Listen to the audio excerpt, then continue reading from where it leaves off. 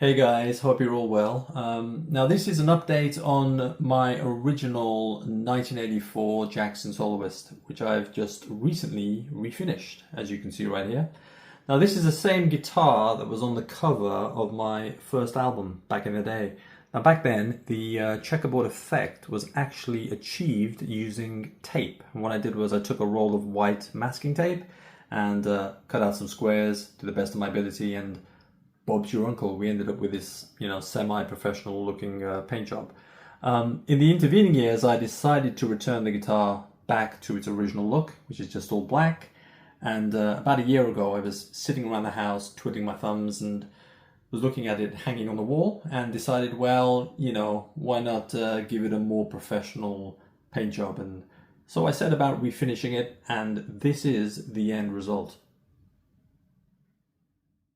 Now, as far as the actual paint is concerned, for the white, I used a company called Farrell and Ball. Now, this is a water-based paint, and the particular color I used was something called Slipper Satin, which it's a nice kind of creamy off-white, and I preferred it to something that was too bright and too kind of, a bit sterile looking. So yeah, kind of happy with that.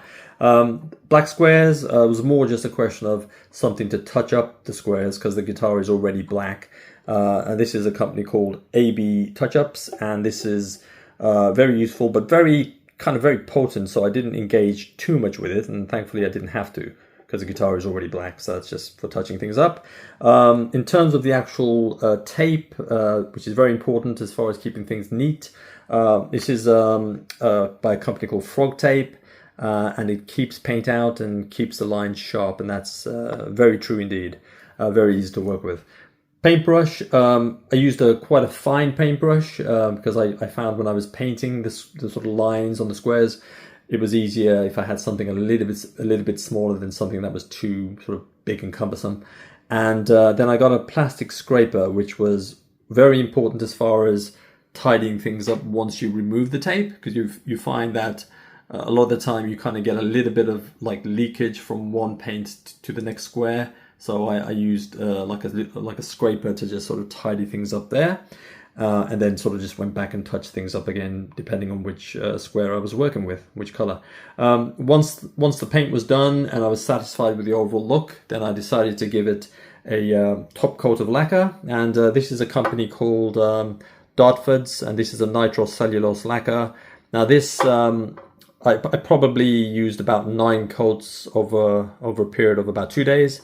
Now lacquer is very toxic, so just do make sure that you're in a very well ventilated environment, and try and wear a face mask if you possibly can. You really don't want to be inhaling any of this into your lungs. It's not by any means good for you. So yeah, so that's the basic stuff I use to achieve the effect, and that's the actual finished product.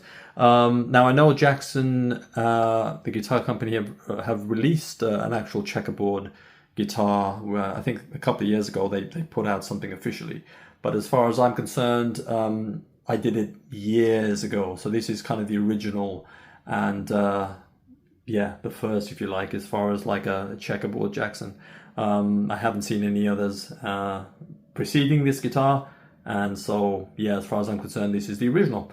So do like and subscribe, and hopefully I will see you guys again real soon. Take care, and yeah, have a good one. Bye for now.